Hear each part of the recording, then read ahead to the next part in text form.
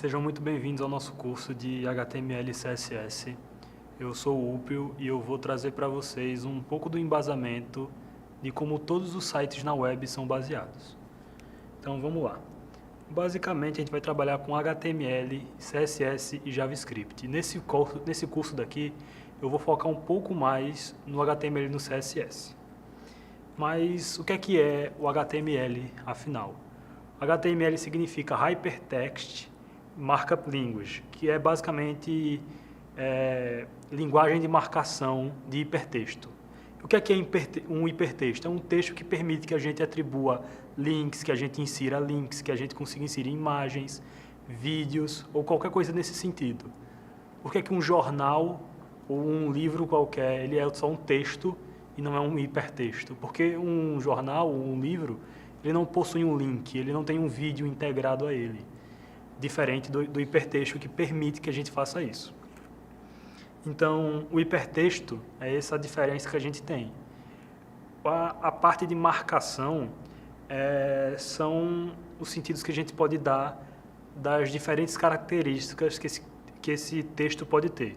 Então, por exemplo, a gente pode ter parágrafos, títulos, quebras de linha, caixas que a gente pode inserir e isso vai afetar o nosso código.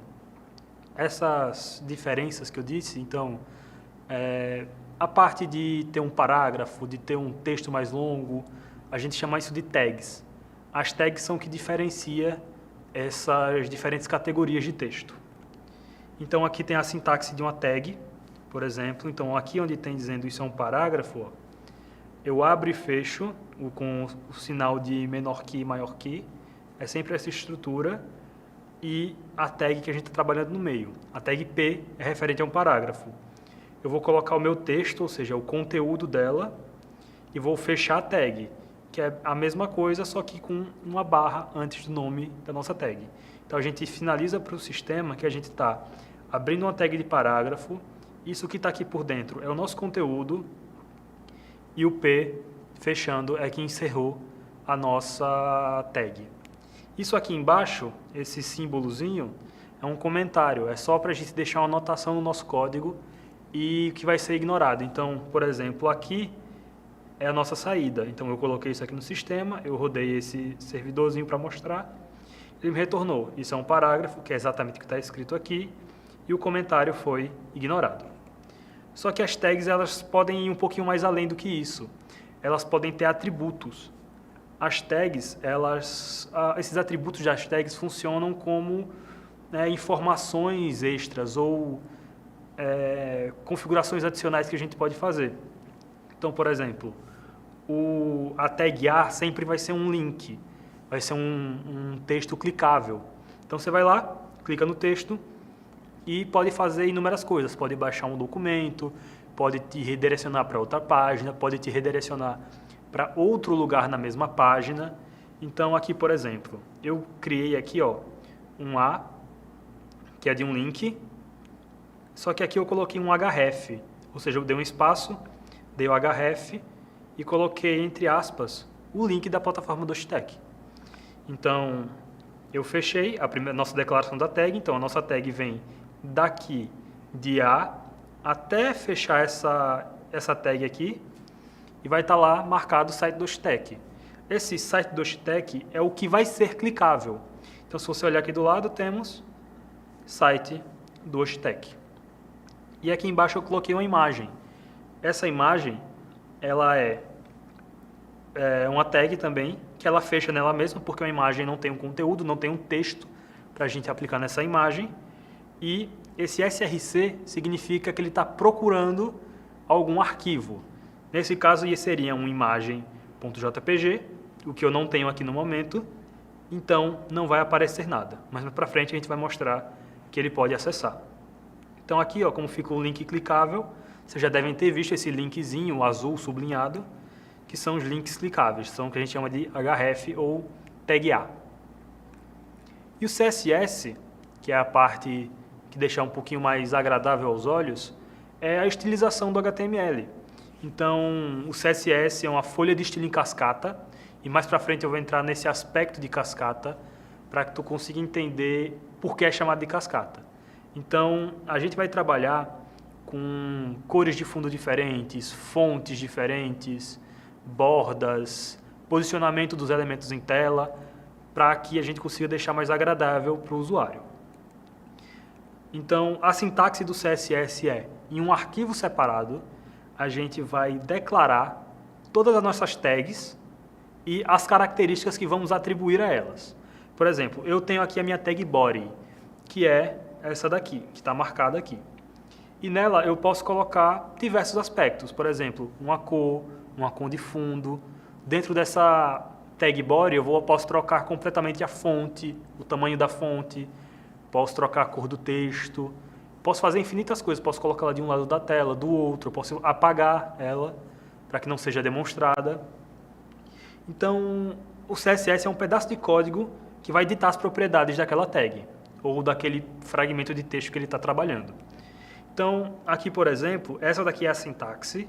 Então, a gente dá a nossa tag, ou o nosso elemento, a gente abre e fecha nossas chaves, e a gente começa a atribuir as nossas características. Então, primeiro, o nome da característica, 2 pontos, e a configuração da característica. Nesse caso aqui eu tenho background, eu dou 2 pontos, black, ou seja, eu quero que meu fundo seja preto, e eu dou ponto e vírgula para eu poder adicionar mais um. E o comentário nessa linguagem daqui no CSS é por barra asterisco, asterisco barra, que é a mesma ideia. Então, fica uma marcação lá, fica um texto no código, mas que o usuário não enxerga. Isso aqui não afeta o nosso código de maneira nenhuma. Só que, deixa eu mostrar por que ele é chamado em cascata. Então, a gente vai aqui nesse site, que é o fronteditor.dev, só para a gente poder mostrar aqui em tempo real como é que está funcionando. Eu vou colocar aqui uma tag de um parágrafo, só para a gente conseguir ver o que vai acontecer. Então, eu vou botar aqui, escrever Olá Mundo. Então, ele aqui já saiu para mim em tempo real, o Olá Mundo. Eu vou vir aqui no CSS. Eu posso trocar, por exemplo, a cor do texto ou até o tamanho da fonte. Então, eu vou dizer que é P, que é a minha tag, e vou colocar aqui fonte. E está vendo que quando eu começo a escrever, ele vai me sugerindo várias coisas para fazer. E essa é a mágica do HTML e CSS. É que tem muita coisa para fazer. Então, quanto mais você usa, mais você aprende, mais você descobre essas funcionalidades. Então, eu vou colocar aqui font size. Eu vou colocar uma fonte 32 pixels. Que eu acho que é um tamanhozinho ok de fonte para... Deixa eu até colocar maior que fica melhor de enxergar. Botar 64. Então, fica uma fonte bem maior. E por que ele é chamado de cascata? Porque ele vai levar em consideração o último que foi adicionado. Então, por exemplo, eu vou colocar aqui a cor dele, do texto, eu vou colocar como vermelho. Então, trocou a cor. E se eu vier aqui embaixo, dentro do mesmo componente, né, que é desse entre chaves, eu trocar de novo a cor. Então, eu vou dizer que a cor agora ela é azul. Então, a cor mudou para azul. O que isso significa? Que se a gente tiver algum tipo de conflito no nosso código, então, por exemplo, a gente está mexendo 2 vezes na mesma característica. O que é que ele vai levar em consideração? A última vez que a gente mexeu. Então, é como se esse vermelho aqui não existisse, porque eu já atribuí uma cor a ele depois. Agora, se eu vier aqui e declarar de novo aqui um P, por exemplo, e aqui eu fazer a mesma coisa, color blue, color red no caso, deixa eu botar até uma cor diferente do que está lá em cima. Então, mesmo se eu fizer isso em outro fragmento de código e trocar aquela mesma característica dessa tag, vai ser alterada, vai se manter a que está por último. Tranquilo? Então, vamos lá, vamos voltar para o slide.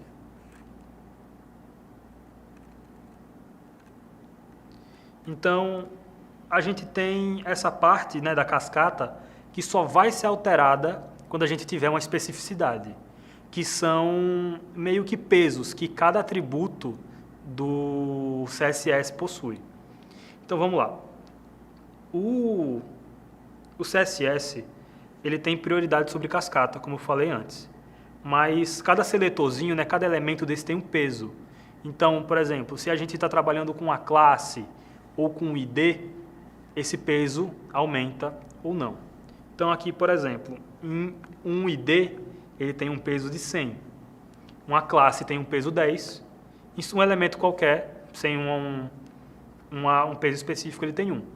Por quê? Vamos lá. Vamos separar, vamos supor que a gente está declarando, está fazendo um texto, e eu tenho um título e um título menor. Só que eu quero que o título principal ele seja, por exemplo, azul. E lá para o meio eu quero um título, só que eu quero um título preto. Se eu só usar o H1, ele vai deixar todos os títulos iguais. Vai trabalhar tudo que seja H1, vai ficar com essa cor no texto. Mas se a gente quiser transformar isso em específico, a gente atribui ou classes ou IDs para ele, para meio que separar, entendeu? Para que sejam, sim, sejam títulos, porém que a gente consiga diferenciar eles no código. E no CSS, basicamente tudo são caixas, porque o Box Model ele vai trabalhar assim, ele vai interpretar que tudo no HTML é uma caixa.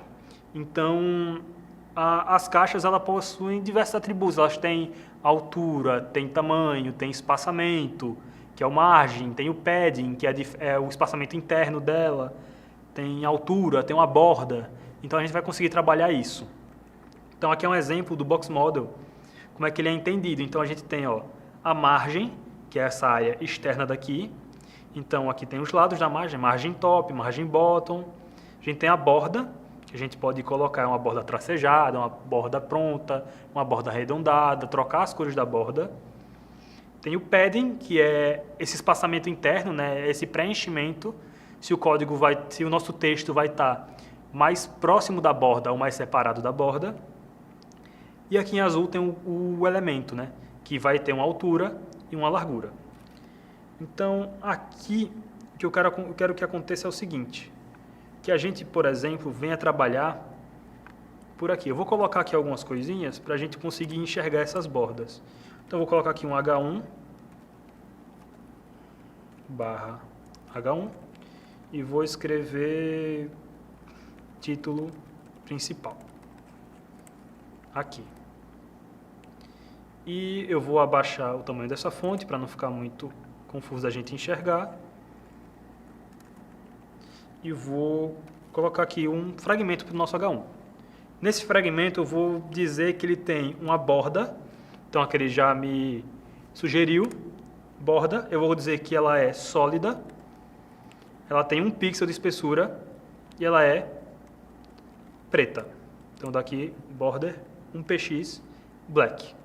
Então tá vendo que ele já abriu aqui, já me mostrou uma caixa que é tudo que é considerado como um H1.